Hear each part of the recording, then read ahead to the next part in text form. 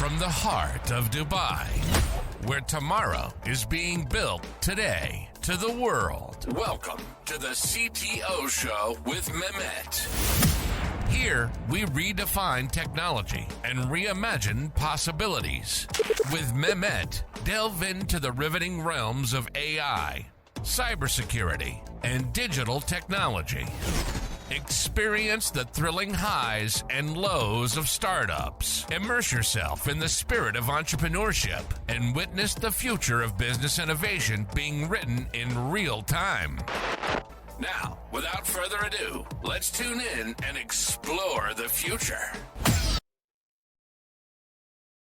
Hello and welcome back to a new episode of the CTO Show with Mehmet. Today, I'm very pleased to have with me from Virginia, from the US, Elizabeth. Elizabeth, thank you very much for being with me on the show today. The way I like to do it, I keep it to the guests to introduce themselves. So the floor is yours.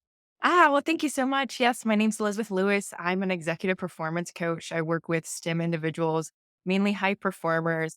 And big picture at a really high level, I help high performers increase their impact, influence, and income so that they can make that everlasting meaning in other people and in their own lives. Nice. So, usually what I like to start is what brought you to this field, Elizabeth? Like, how was the journey that brought you to transitioning? Because I did some research from a trained therapist and you became an executive performance coach. Yes. So I actually have an undergrad in television producing. I did that for a handful of years, and my childhood was filled with a lot of trauma. My brother tried killing me most of my life, and so that obviously will leave some bad scars on your psyche. And I wanted mental freedom. I just wanted to forgive my brother. I wanted to get out of this PTSD. Actually, I ended up being diagnosed with complex PTSD, and I just wanted to heal my brain and not be so hyper vigilant. And I went to therapist and no one was giving me transformation. And so I decided to get my own graduate degree in performance positive psychology and just to start to fix myself with no intention of doing this for a living. But long story short, it just turned out that I was very gifted in helping clients transform. During this period of my life of getting my first graduate degree, I was studying and learning everything I could about the brain, about healing, about transformation, about how to getting from pessimistic to optimism and how to like changing your neurons and in your neurology. And it just turned out that I was good at it. And so I started taking on my professors' overflow of their clients and I started helping everyone. A lot of performance therapists will do this for free because we're so passionate about it. And that's kind of how it happened. And then I decided to just go all the way and get my second degree in clinical mental health counseling. So I'm not a licensed therapist, but so I could work more in the therapy arena. Because very rarely do you deal with a person who hasn't experienced some level of trauma, seeing as 70% of Americans have gone through it. So never planned to do this. It just kind of happened. Yeah. So by the way, although my majority of the audience are in the US, but I think it's a common problem, what you just mentioned. Yeah. And we try sometime, although it's like a more entrepreneurial and techie show, but I like to bring people like yourself, Elizabeth, to talk because I believe this is a very important, I would say, aspect of life at the end. So Yeah. now, focusing on the coaching approach a little bit. So I understood that, you focus on intersection between neuroscience and psychology of high performance. Can you a little bit unpack that to us? Yeah, yeah, I love that too. I've never even thought about wording it that way, the intersection of neuroscience and psychology. So thank you. Okay, let me say it this way. Therapists will just focus on your emotions and kind of your well-being. Neuropsychologists or those who specialize in neuropsychotherapy are really looking at your emotions and brain connection. I think a lot of therapists aren't really educated, and even coaches. I mean, anyone can roll out of bed now and be a coach. It's terrifying. Um, Mhm. they aren't really trained on how to transform. And, high performers, we wanted everything yesterday. We don't want to, do psychoanalytic therapy where it's going to take a year. We want it and we want it now. And so I started to learn that if you can learn how to rewire your brain at a very effective rate, you get better results. And then you start to cultivate that change at the neurological level. Whereas in my experience, And just as an expert in my field, a lot of coaches and therapists really just give you band-aid methods. And so you get through it maybe in that area, but you haven't really fixed the solution. Or in America, we're medicine happy. Like, give me medicine and just fix the problem. But when you take medicine, a lot of times you actually are cultivating a whole nother plethora of problems, right? And so the neuroscience and the psychology is so brilliant because you're not just fixing the emotions, but you're also rewiring your brain. I'm big into champion mindset and helping people cultivate that. If you look at an fMRI of a winner's brain and an fMRI of the average brain, you actually see neurological differences. So there is a lot of power in not just doing the psychological work on your psyche or on your soul, but also doing things that empowers and improves your brain. And it's amazing what can happen. And you can get transition really quickly. I have a 99.6% success rate, and my clients start to get change within 2 sessions. And by the fifth session, they're a whole nother person. Wow, that's really fantastic. Now, this, it's related to what you were mentioning, and it's something that came across while reading myself many books, not related necessarily to psychology or but I always saw the word neuroplasticity, right? Yeah. And you mentioned that you leverage this also as well. So, can you elaborate on how this plays in coaching people? In the sense of how neuroplasticity can empower clients or how we can. Yes, Yeah. Yeah. yes. Well, you have to remember that just simply thinking changes your brain. Thinking changes your neurology. And so we've proven, neuroscience isn't that old in the grand scheme of things. We've proven that the brain is pliable, that you can reshape it.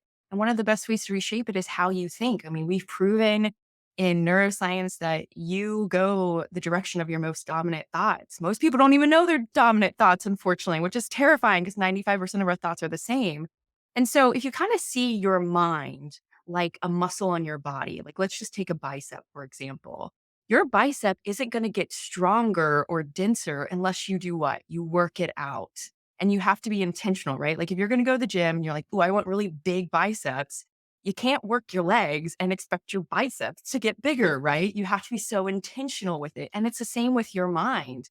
In fact, if you are intentional with how you think and what you think about, you can just start to reshape your mind that way. It's a lot like dress for the job you want, but in this case, it's think about the things you want to be. Champions have a tremendous ability to be optimistic, hopeful, and faith filled. And I don't just mean religion, I really mean believing things are happening before you see the evidence of it, if that makes sense. Yeah, definitely. And I think this is a little bit related to, let's say, mindsets and leadership, right? So, from Absolutely. your experience, what are some common limiting mindsets you find among high performing executives and entrepreneurs? Perfectionism. Like, we can just start right there at perfectionism. Type A behaviorism is also a fixed mindset. But perfectionism is the one I see the most, as well as codependency. It's amazing how there's a connection there with that as well, which is a terrible word for what it means. It's kind of funny how psychology creates words sometimes. But the fixed mindsets are really that perfectionism, the rejection, the codependency, that's really what I run into the most. And you have to learn how to break those fixed mindsets and start to be vulnerable because they're defense mechanisms for being vulnerable and being a human, and lean into it. Because I like to tell people, I don't give two craps about your business strategy. If your mindset isn't correct, and if you don't have the best, I guess I should also say, I see a lot of poor self esteem and self confidence too, believe it or not, with high performers. And if you, I mean, your self-image is going to make or break you at the end of the day. And so if you have all these fixed mindsets and you see yourself poorly, your business strategy doesn't mean anything at the end of the day if you don't have the right psychology to implement. Yeah. Now, I don't like to make it as a challenging question, but for example, especially people who works in tech, so they have to go nearly zero error, right? So it's and engineers mainly because you work with STEM people. Yeah. The way their brain, and I'm an engineer also myself, so the way the brain works is like, okay, I need to make sure that it's 100% working fine. Yeah. Now, it's and this is from entrepreneurial perspective, it's good to fail sometimes. Yeah. I'm just reading now a book uh, from 25, like, and how good it is to fail, especially when you are, fresh graduate. Now, how we can balance this? Because, as a professional, the workplace, whether it's a startup, whatever, and the nature of my work requires from me to be as much as perfectionist as possible. So how we can make this balance between doing the job and having, the growth mindset instead of the, fixed mindset. Yeah. Well, I would first say that you have to make sure you're not misconstruing the two. Wanting to have perfect work and being a perfectionist can be two different things, right? Like, I don't really believe people wake up in the morning and like, "Yeah, I can't wait to do a horrible job at work," right? At least high performers are not like that. Um, a perfectionism, I like to tell people, if you imagine your mind as a garden, we know that 1 weed can destroy an entire harvest, right? And so perfectionism is a weed. And so really you want to shift away from that perfectionistic thinking, because perfectionism really is saying, I have to be perfect or I'm not accepted. I have to know everything. I have to do everything. I have to be everywhere or I'm not worthy. And that's a BS lie at the end of the day. Whereas wanting to do your best in a profession is completely different. I mean, you see this with professional athletes all the time. They want to do their best. They want a perfect game, but everyone knows the path to success requires failure because that's how you learn, that's how you grow.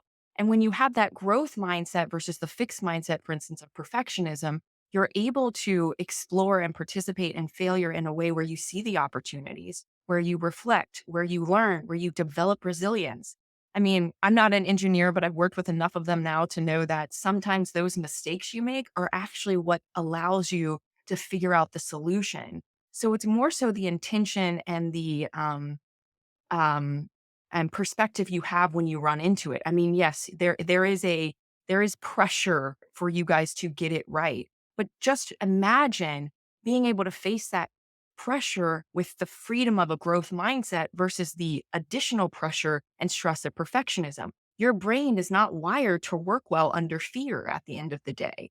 And so if you can learn how to prune out that perfectionistic root and really start to allow yourself to focus immensely on your work, you don't just get more bandwidth to do the work, you also have more easement to do it and to do it more successfully. I think, it's interesting in performance psychology, you read a lot about golf. At the end of the day, it's just one of the number one sports that is talked about. And I'm not sure if you play golf. Um, but when you Sometimes. try, okay, so then when you try to be good at golf, you suck, right?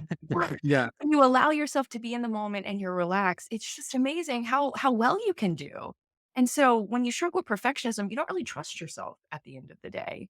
But when you have that growth mindset and you have done the work to heal yourself and to have a healthy psychology, you can trust yourself instead of beating yourself for messing up. You can quickly adapt, recalibrate, and get back to work. Because, I mean, even the most brilliant coder didn't just wake up one day and was perfect. It took tremendous practice. I mean, that's how life is you have to practice, practice, practice. that's right, 100%.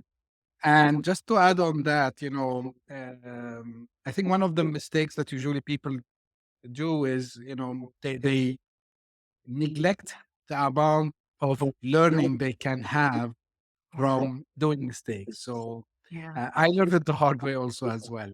Now, but talking about this, how important is um, the leadership role here? And when I say the leadership role is on communicating this mindset and creating what we can call like a psychological safety for their teams. Yeah, I'm a huge proponent of psychological safety. I'll answer your former and then go to your latter. First off, you can't really tell people anything. That doesn't work. We know that, especially if you got kids. Leaders have to walk their own talk. Unfortunately, a lot of leaders don't. I mean, you go to school to be an engineer, you don't go to school to manage people. So, and it's funny, I was in a training the other day and there was actually a rocket scientist in the training. He's an ex-rocket scientist. And we had a slide that said, because I was in a psychology course and they were saying like motivational interviewing isn't rocket science. And he goes, Actually, rocket science is so much easier than people management. Because people are so complex, right? People aren't a science. People are an art. Leadership is huge, but you have to lead by doing and serving. And to be a true leader, you have to be 100% humble, secure in yourself. You have to be wise. You have to be better than the people you're obviously growing. So it takes a lot of work. It takes a lot of commitment. It's definitely not for everyone. Um, and then you have to learn how to communicate that in your actions and in how you guide them or serve them at the end of the day. And it can be difficult because not every I mean, I like to tell people when I work with leaders, you're a step parent to all these kids you never necessarily wanted because you're dealing with all these different dynamics at the end of the day and it can be problemsome. And so you have to have tremendous self-regulation. You have to have tremendous control over your emotions. To put this in neuroscience terms, you have to have a really sharp executive functioning system, which takes effort to build, especially if you have any neurodevelopmental issues. And I apologize, your second part of that question, I just totally forgot. I was saying, about communicating this, like how Mhm. to communicate this effectively from leadership to the team. Yes, I actually have a mastermind I'm putting together right now, which is called Leading the Personality, because you can't communicate these leadership qualities in one simple message because we all perceive things differently. And so it's really taking the time to be observant and studying the people you work with, understanding their intrinsic motivation, because intrinsic motivation is really what you want to tap into with your employees. Extrinsic motivation can get you over the hump, but you got to figure out what really makes that individual, move and wake up in the morning and what their desires are. And so all of that is a long-term plan and it takes time. So it's learning, what are the thorns in the flesh of each individual you work with? What makes them excited? What are they passionate about?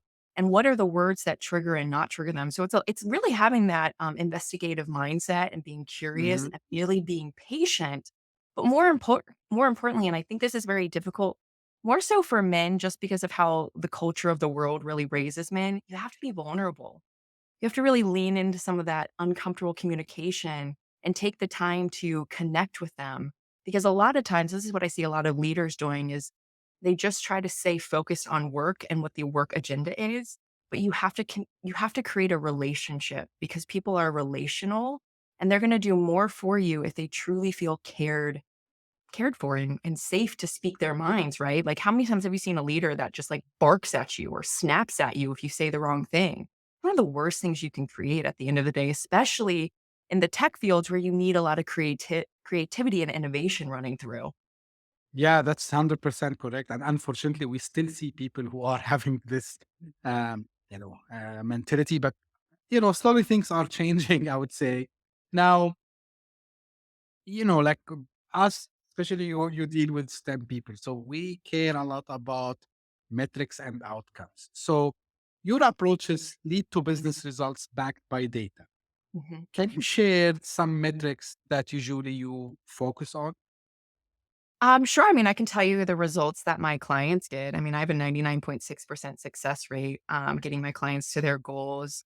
On average, confidence increases 75%, income increases 33%. You start to change by the second session, and by the fifth session, you're a new person. I'm really heavy on data because of my clients. So, one of the first things I do is a needs analysis, which is where I score them in 23 psychometric traits. This tells me so much information about their brain, about how they relate to people, about their leadership style, and about how they see themselves. I also ask them to take this quiz, which is free on my website, called What Thinking Trap is Limiting Your Performance. So I can understand their narration, seeing as 95% of our thoughts are the same every single day. Like, at some point, you got to get ahead of it and not be surprised by it. It's just going to be the same narration until you change it. And then I ask them to take their temperament and their Myers Briggs because you have to prune out where nurture has ruined you because codependency is really wired into our DNA. I don't really know a single person who doesn't struggle with codependency until they do the work to get free from it. And like anything, it's a Right. spectrum. And so if you're always afraid of being liked or not being liked, or ultimately allowing humans to be your God or to be the one that gives you power of if you should live or if you should not live at the end of the day, then you're going to change how you guide and lead people or how you do your work based on just being accepted. And that's just not a fun place to be at the end of the day. Yeah, that's true. Now, but again, I'm sure that will be some something that is intangible, like it's not easily measurable. So how do you try to quantify this in your coaching? That's a great question. I have a lot of really data oriented people, and they like sometimes they'll be really obsessed with my assessments. You're like, I'm going to take that again in 4 weeks. And I'm like, okay. And it's always funny because this is 100% of the time what happens. We get to that fourth week and they're like, I'm like, do you want to take the assessments again? And they're like, nope. I have my self-awareness is so large now. I'm so aware of what I'm doing. I'm so much more intentional that I don't need that because internally I know that I have improved. And they have this tremendous conviction because they're starting to see the changes. Because a lot of the things that I do focus on the neurology of the brain. So I'm getting that implementation and that shift in deep in their neurology, and they start to get it quickly because you actually can change your brain really quickly if you know what you're doing and how to do Hmm. it, and if you're willing to commit to it. Hmm. That's good to know. Actually, I get excited now to take some of these tests. Um, Now shifting a little bit to startups because I cover a lot about startups. So um, yeah. So many startups, actually, they lack a lot of budget for many things, but maybe they are lacking the budget for kind of an executive coaching. So, do Mhm. you have any tips, for at least, before like reaching a place where they can afford it, where they can do kind of a self coaching that could be helpful, especially for founders, because these guys are under huge pressure. They are under huge, tremendous, um, you know, I would say anxiety also as well. So, what can they do until they can afford a full-fledged executive coaching? Learn how to have peace in every situation and be content with everything that you're facing at the end of the day. And, there's a branch of neuroscience called neurotheology, which says that it's just proven that our brain is wired for God. And growing in your faith is one of the best things you can do for your brain and your psyche if you really can't afford working with someone. Now, to push back a little, if you're that stressed and you're that anxious, you can't afford not to work with a coach at the end of the day. And, there's a 788% ROI with working with an executive coach. So at the end of the day, I'm sure there's a sacrifice you can make. I have payment plans, coaches have payment plans. My gosh, there's like Better Up now. There's so many affordable things where you can get executive coaching now that to me, that's just an excuse at the end of the day. Cause when you really want something, you make a way to get it. Right. Any books you recommend, Elizabeth? It's such a broad question. I would have to know a little bit more about what the person is struggling with and how they're wired and how they most learn. Um, I mean, if you're just trying to, be the best leader that you can be, John Maxwell really has some powerful leadership books at the end of the day. If you're wanting to deal with some stress management, um, gosh, there was a book that I was reading the other day that I can't remember the name of it. I mean, there's so many books out there. I mean, my gosh, go get Blinkist or short form and just do a keyword search about it, and you could just read the summaries within 17 minutes. You've read the whole book at the end of the day. It's to me, it's not about finding the information; it's applying the information. I mean, Right. you're bombarded with content every single day now on the internet, so it's really, in my opinion, less is more. I mean, neuroscience will say the same thing. So pick one thing that you want to work on and work on it for the entire month. Like, for instance, if you're snapping at people, you're struggling with anger. You have some bitterness in your heart. There's something that says you're like unsettled in life. So learn how to, there's what's called a magical moment in neuroscience, meaning right before you react or go back down your default method, you freeze and you shift to a different direction, right? And you go that way. I mean, visualization is one of the most powerful things you can do. This is why we do this in performance coaching, and performance coaching is based off of sports psychology. But most people do visualization wrong because you have to use all your senses. You can't just use your sight. You got to hear it. You got to see it. You got to taste it. You got to smell it. You got to feel it. You got to do it all. And then you just got to rehearse and rehearse and rehearse. Actually, I'll say for leaders too, and Harvard Business Review does a lot of research on this. Journaling, one of the most powerful things you can do. Most men do not do it. Yes. Mm. Unfortunately. Unfortunately. And I started to do it late, by the way, but once I started, I figured out all the benefits of it, I can say. This is my advice from my small advice from my side. Yeah. Um, so again, because we are talking about tech and entrepreneurs, how do you see, coaching methods apply to startup culture, especially because these guys are always looking to grow, looking to scale. So how that can be applied to such cultures? Yeah, I mean, y there there was a time period in the world where your hard skills got you further. Now soft skills get you further. We do business with people. People are made make up businesses. Coaching can really empower everyone to learn soft skills because people do business with people that make them feel good at the end of the day. We don't remember what you say, but we sure as heck will remember how you made me feel at the end of the day, Right. especially in sales, right? Sales is all about connection and psychological safety. I mean, fear based selling doesn't really work anymore so much. It's like the cat's out of the bag. We know. So when it comes to coaching, I mean, there's so many things that can help. I mean, I think we could maybe agree that the world's going to hell in a handbasket really quickly right now. Like, it's just amazing how much oppression, especially, is happening in America. I mean, it's obviously been around the world, but you're really starting to see it in America more and more. And so, if you can help your employees perform better by just having a more mentally free mindset, or feeling more safe, or feeling more optimism, can go so far. I mean, one of the best things you can do if you're in a startup or you're a founder and you have a lot of sales employees is teaching them optimism, because there's a direct correlation between optimism and sales at the end of the day. That's going to be really powerful for you guys to grow, because rejection gets to people. And so you have to learn how to be what I like to call a tough-minded optimist, where nothing gets you down and you jump right back on that horse and you move forward, which then leads you into resilience, right? Resilience is Right. not something that most people are born with. Some people are, but you have to learn it.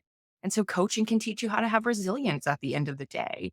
I read a quote earlier today from Thomas Edison. I'm totally going to paraphrase, but he pretty much said, the biggest failure is when somebody quits and they don't realize how close they were to that finish line of success, if you will.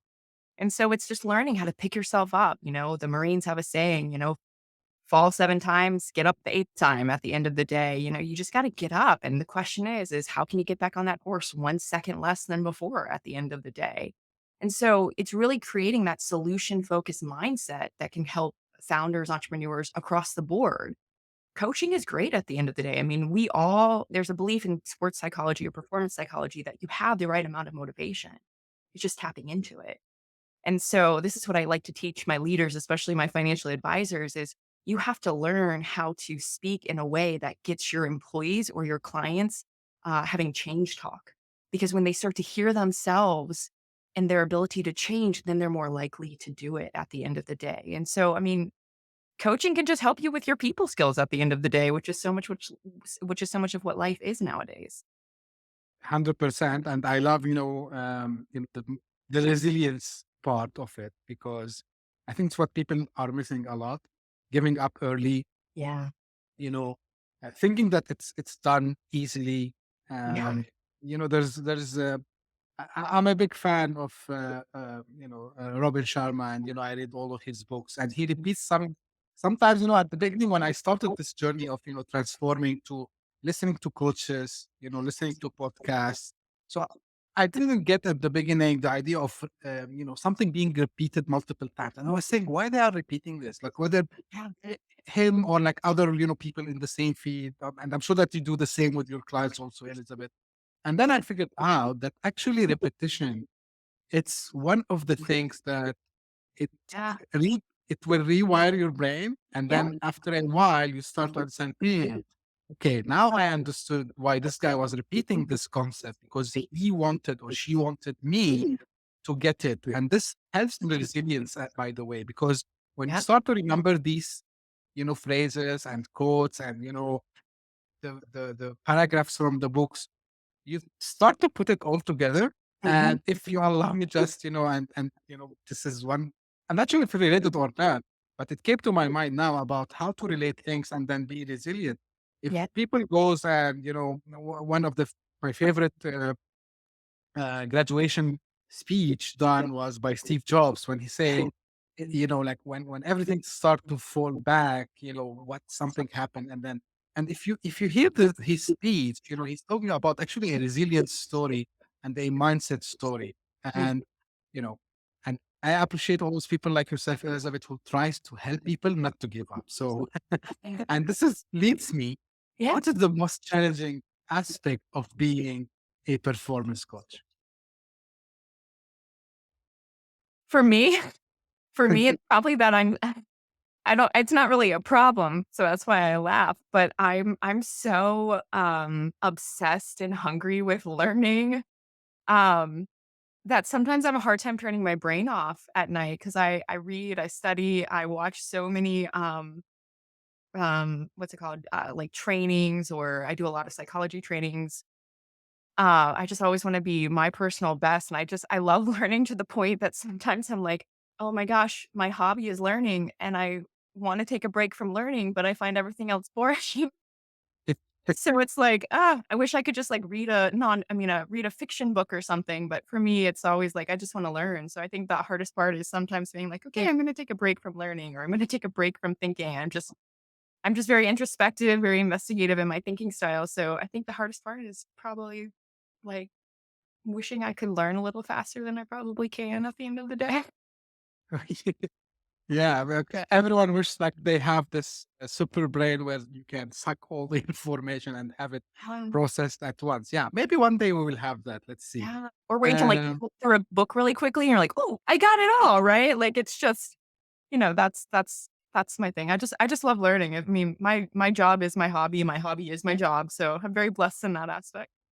yeah, like I can even feel it from far distance away, I would say. And like this is what it motivates you. I'm sure about it. Um, as we're coming to an end, like, and this is um, maybe it's a traditional question, but again, if you would give one piece of advice to you know anyone who's a tech leader or entrepreneur who's listening or watching us today, what would what would you tell him or her? The number one piece of advice I like to encourage people to learn is acceptance. Acceptance is the biggest game changer because when you learn that you can only control what's in your space, what's in your control, and you can only focus really what's in your control, a lot of peace will come in. Codependency is trying to control another person at the end of the day. If you're a boss and you're getting frustrated because the person down the hall is doing things you don't like, well, that's out of your control, right? So when you really start to learn how to practice acceptance and control what's in your control, it's just insane how that right there will bring in so much peace and even more bandwidth. Hmm. That's nice to hear, Elizabeth. Now, I have a final famous question. Is there anything that you wish I had asked you? And feel free to answer that. Ah, ah. I think you did a great job with all of your questions. I mean, I think at the end of the day, the one thing I guess I could add is everything comes down to practice. Tiger Woods didn't become amazing at golf because he didn't practice. It all becomes to practice, practice, practice. And, I think a lot of us hate practicing. Like, let's just be honest for a second. So then the key is learn how to love what you do if you don't already love what you do. And you can manipulate your brain to do anything at the end of the day, and so that's the key. Learn how to love what you do and practice, practice, practice. Yeah, and about practice, I hope that I will not mix up the books because my brain works so fast. Yes, same. Uh, there's a book where they talk about practicing, and for example, the athletes usually have to spend minimum 10,000 hours. I think Yeah, it for was the exercise. outliers. I think. Um, yeah, so it's all about practice. I can't agree more with you, Elizabeth, on this. Um, as we come to an end, where people can find more about you. Yes, you can go to my website, elizabethlewislouis.com. And if you want to learn like what your core narration is, you can take my free quiz, What Thinking Trap is Limiting Your Performance? Because those thinking traps are a huge game changer. And you can go to elizabethlewislouis.com/thinking trap quiz. And it'll score you in 17 of the most common cognitive distortions. So it's really a game changer when you start to learn your thinking patterns. Great. I would make sure that these links will be in the episode description. Thank you very much, Elizabeth, for being here today. I really enjoyed the discussion, and this is the way I end my episodes to the audience. Guys, keep the feedbacks coming. I'm really enjoying reading them. And thank you for pointing me out. And thank you for liking the, having the mix. Because I don't cover only tech, as I told you, Elizabeth. So it's tech, entrepreneurship, and sometimes people who are expert in the field, similar to you. So thank you for the audience who are writing to me and mentioning that they are liking, what they are seeing sometimes if they are watching or listening. And if you are interested to be a guest, you have a story, you have something special you want to share with the world, don't be shy. Reach out to me. Time zones are not an issue at all. Elizabeth is on the East Coast. I'm in Dubai. So we can arrange for that. No issues at all. And thank you for tuning in. We will meet again in next episode. Thank you. Bye-bye. Hit that subscribe button, share the show with your tech-savvy friends and fellow entrepreneurs, and leave us a review on your favorite podcast app. Your support means the world to us.